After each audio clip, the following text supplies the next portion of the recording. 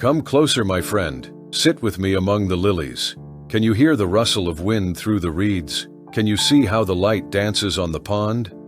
This is where I found peace at the end of a long and restless life. I was a painter. No, more than that. I was a seeker of light.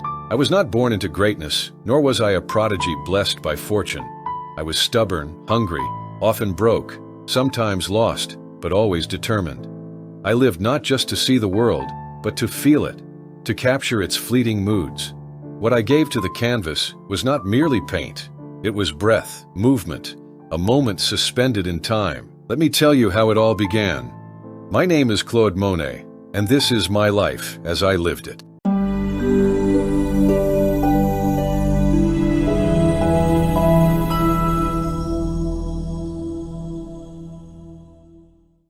Born of Paris, raised by the sea. I was born in Paris on the 14th of November, 1840, but my true home was Le Havre, where I was raised.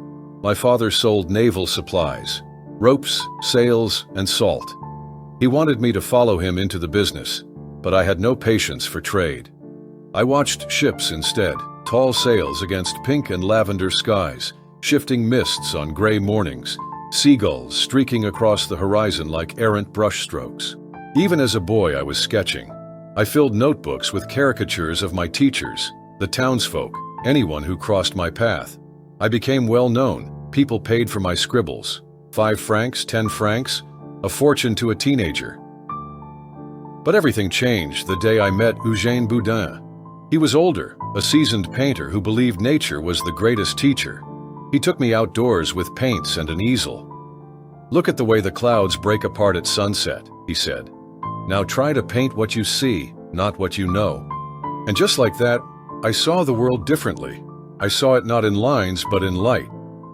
Paris and the seeds of rebellion. At 17, I went to Paris. It was 1859. The city was bursting with art and ambition. I enrolled in the Académie Suisse, but I did not belong in salons filled with dusty canvases and classical poses. The Academy wanted perfection. I wanted truth. They wanted form. I wanted feeling. I found my kindred spirits: Basile, Renoir, Sisley, young painters like me, unwilling to bow to tradition.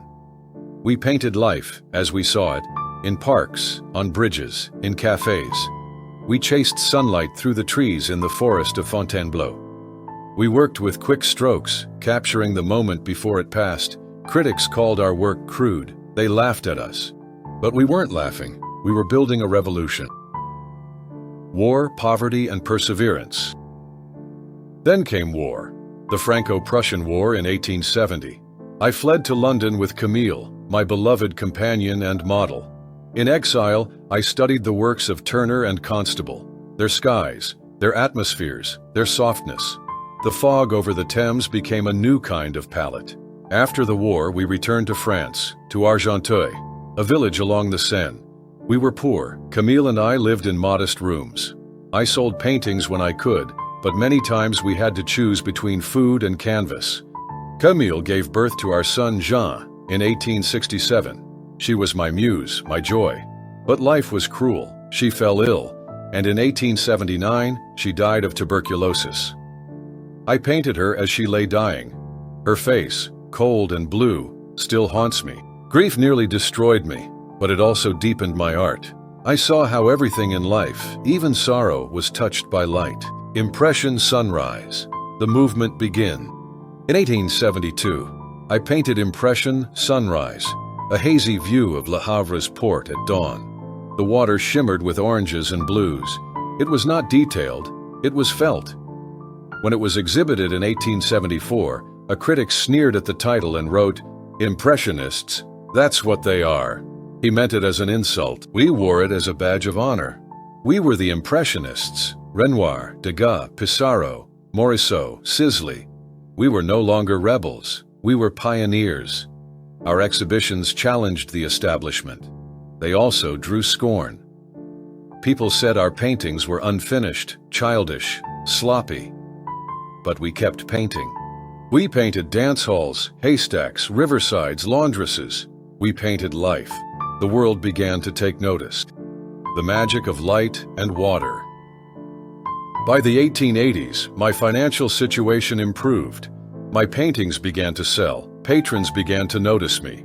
I moved to Giverny in 1883, where I would spend the rest of my life. Ah, Giverny, my paradise. I planted gardens. I built a lily pond. I traveled to the Mediterranean, to the cliffs of Etretat, to the grain stacks of Normandy. I painted them again and again in changing light, changing seasons. The haystacks, for instance, dozens of them. Morning mist, midday glare, winter frost. Each canvas told the story of a different moment. And then came Rouen Cathedral, a towering stone facade turned golden at sunset, pale in fog, purple at dusk. I painted more than 30 versions. I wasn't painting the cathedral. I was painting light itself. The water lilies, a world within a garden. In my later years, my obsession turned inward. My own garden, my lily pond, that was my universe. I planted water lilies from Egypt and Japan. I shaped the pond, built a bridge, grew willows and bamboo. I watched the sun ripple across the water and disappear behind the wisteria, and I painted. The water lilies became my life's great work. Over 250 canvases. I painted them through sickness, through sorrow, through blindness. As my vision faded from cataracts, the colors grew bolder, deeper.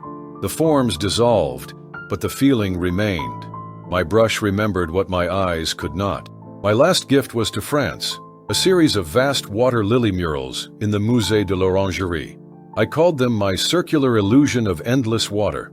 Visitors step inside that space and enter my mind. Blindness, loss, and the final stroke. In my last years, I lost many friends. Renoir, Cézanne, Camille Pissarro, all gone. My second wife, Alice, passed in 1911. Then my son, Jean, in 1914. Blindness set in. I underwent surgery in 1923, and some vision returned, but my world was never the same. Still, I painted. I painted until my hand trembled too much to hold a brush. On December 5, 1926, I died in Giverny, surrounded by my lilies. My legacy, more than a movement. I did not set out to create a revolution. I only wished to paint what I saw, or rather, what I felt when I saw it. I wanted to show the way light plays with the world, how a moment can be both fleeting and eternal. They laughed at us once, called us dreamers, fools. Now our canvases hang in the grandest museums. The word Impressionism defines an age. But for me, the greatest honor is this, that someone, somewhere may stand before a pond at dusk, see the light shimmer on the water, and feel a quiet joy, and know, in that moment, what it meant to be alive. And that's another chapter from the pages of history, proof that the past is filled with legends, leaders, and visionaries who shaped the world we live in today. But history is far from over. There are still so many incredible stories to uncover. So if you enjoyed this journey through time, make sure to hit that like button and subscribe to History's Icons for more legendary tales.